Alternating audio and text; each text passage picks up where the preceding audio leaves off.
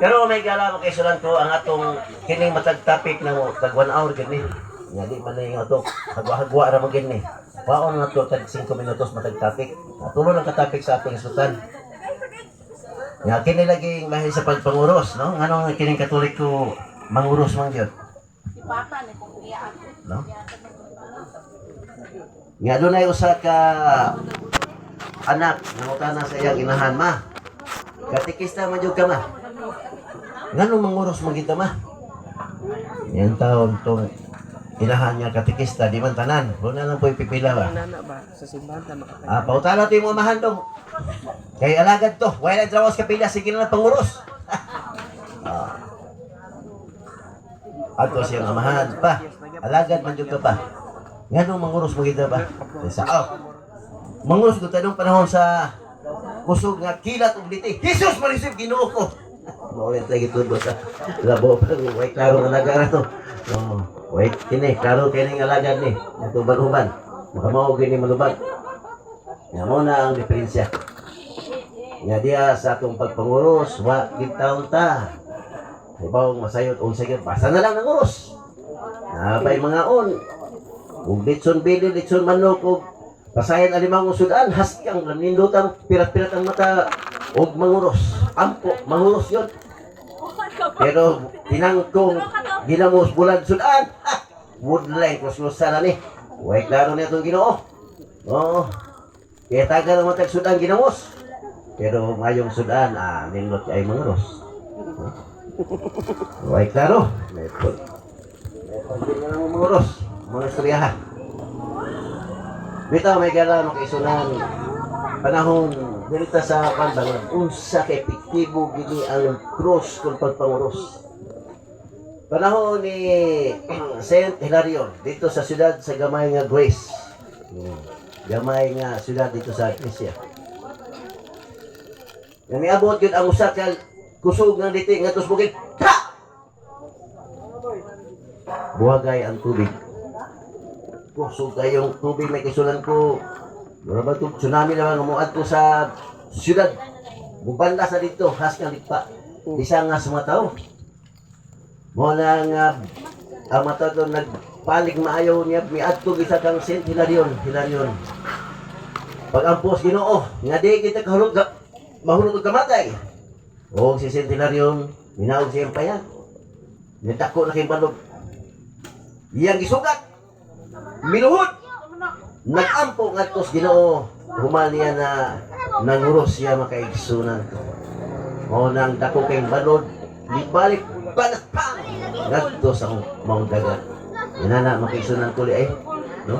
Ang gahom o epektibo sa mong pagpanguros. Gani si San Antonio di Padua. Ato lang bugangan isa daghan mo kay ni. Pero mas maayo nga ma. Ano na po tayo kasi uran gamay ba. Panahon ni San Antonio di Padua, nagbakta siya sa mga disyerto. No, init. Sa iyang pagbaktas may gala makaigsunan ko, kanunay siyang gisunod sa mga demonyo. Dinibog ka demonyo, nagsunod ka niya.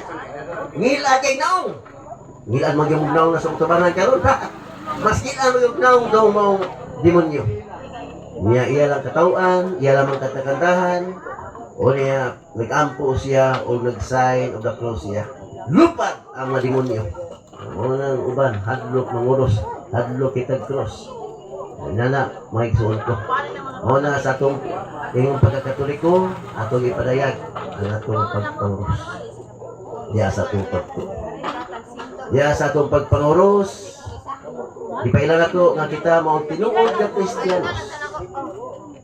Nga diya sa atong pagpanguros, atong ipadayag ang atong pagtuo. Muna nga muagi ta og simbahan, manguros ta nga manguros man ta. Muagi ta simbahan. Kaya nga naman, agig pagrespeto, pagdahod sa balay alampuanan sa Diyos.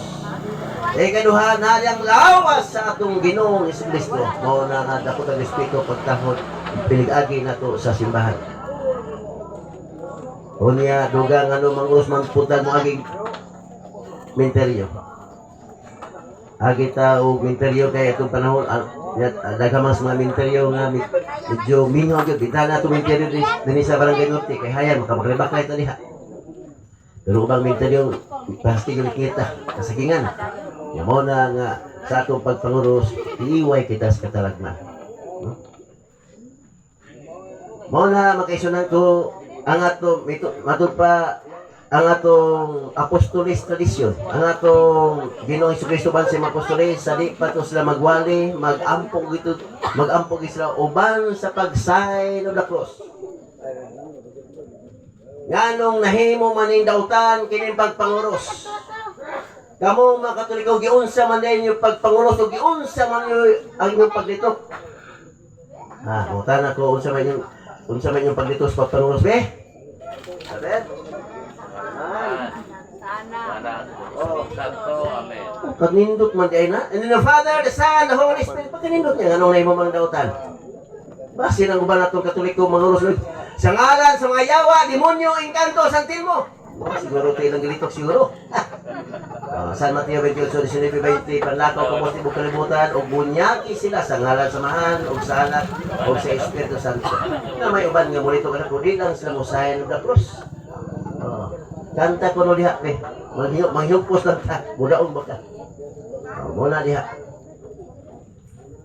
Matod pa lagi sa unang Korinto 1:18, alang sa wala makasabot sa kasaysayan sa krus binuang, apan alang kanato ginaluwas, mao kini ang gahom sa Dios.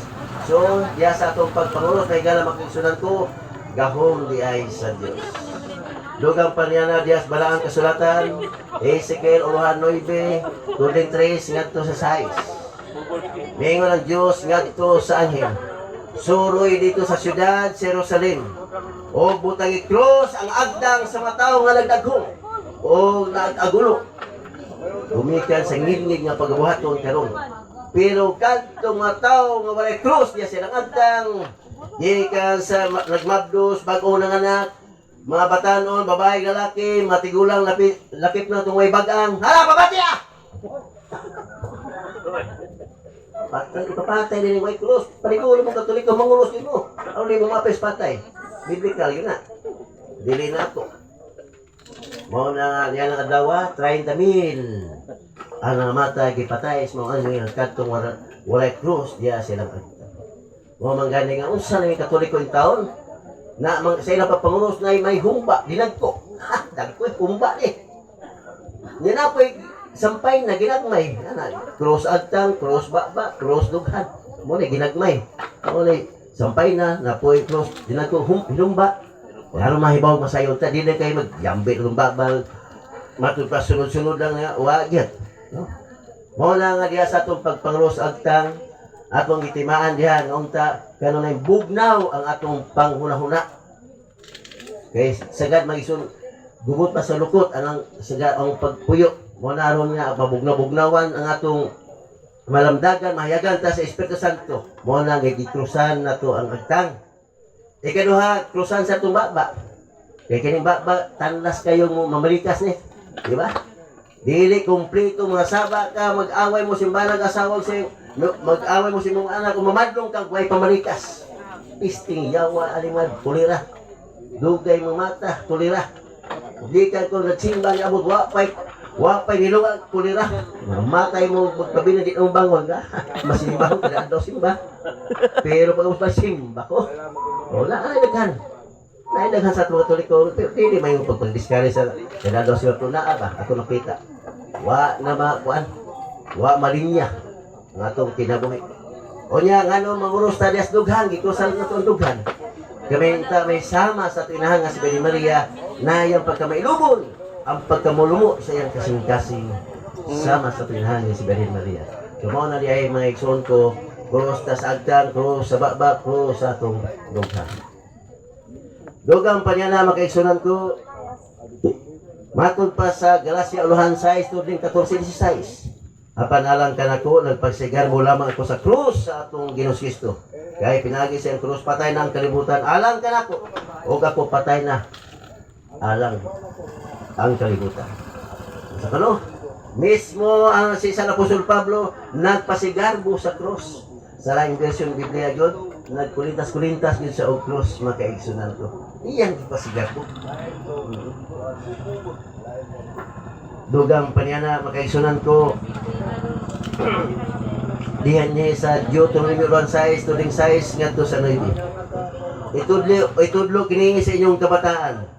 Hisguti kung naa kamo sa inyong balay, o magpalaw kamo, o sa layo niyong katulog, o sa pagbata niyo sa buntag.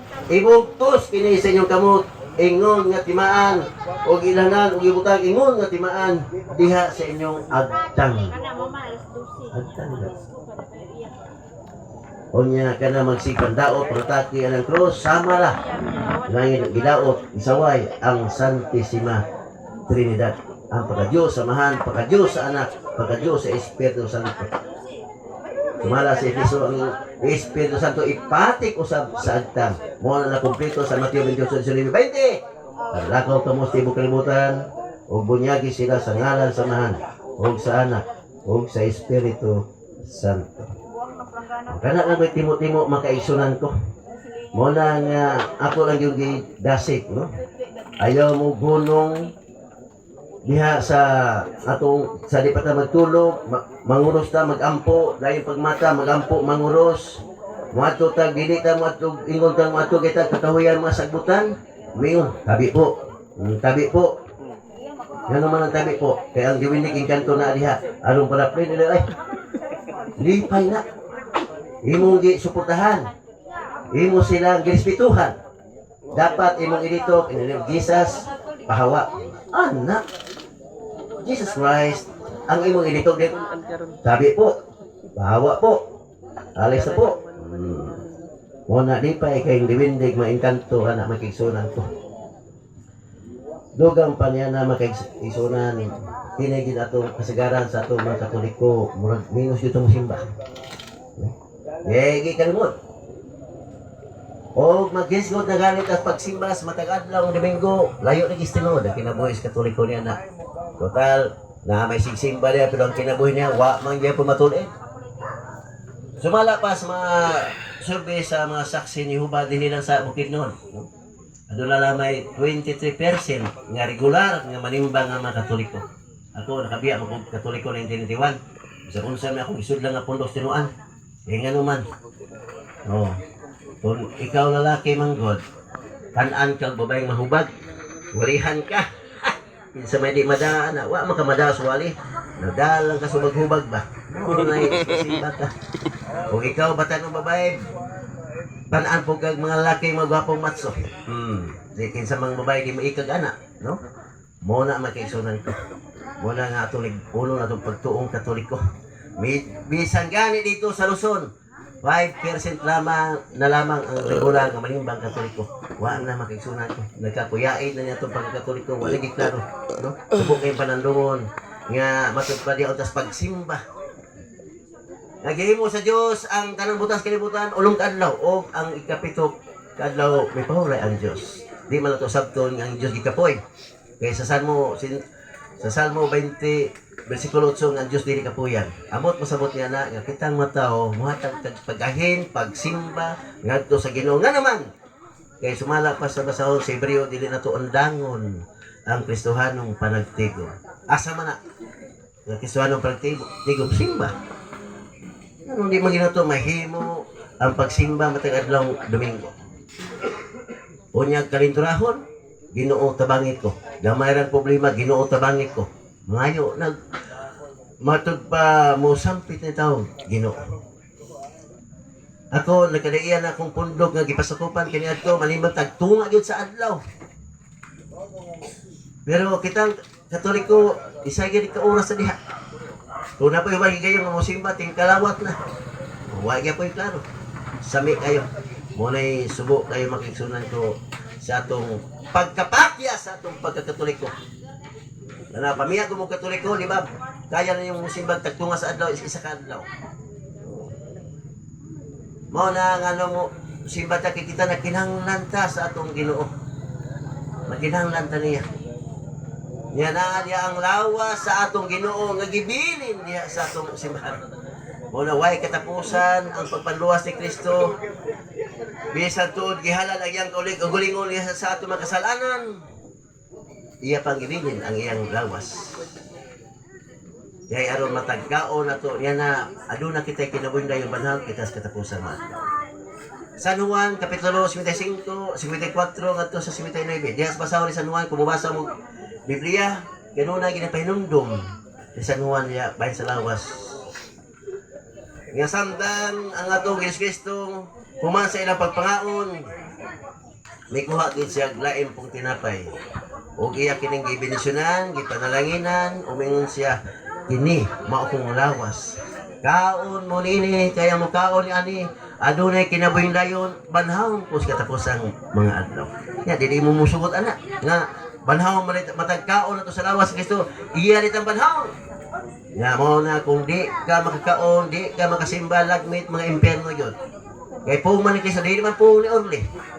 Klaro makaisunan ko, matod pa, kini, mao ang akong lawas. Ang mukaon ni ini, adunay kinabuhindayon, banhawon ko sa katapusang mga adlaw. Klaro na, muna, tuman yun ta. Lisod man kayo may ngatang, total, tuo man po Ginoo. Ayaw mo kumbiyansang tuo ko Ginoo. Kay mismo, iyawa mo tuo Ginoo. Santiago 5:19-22. Nagtuo ka ba nga usaran Dios? Mayo ang imong gibuhat. Isa nang yawa nagtuo Dios o nagturog sa kahadlok. Tuo mo ring yawa tuo yawa Ginoo. Nya to di lang pud tumuluhod mo simba.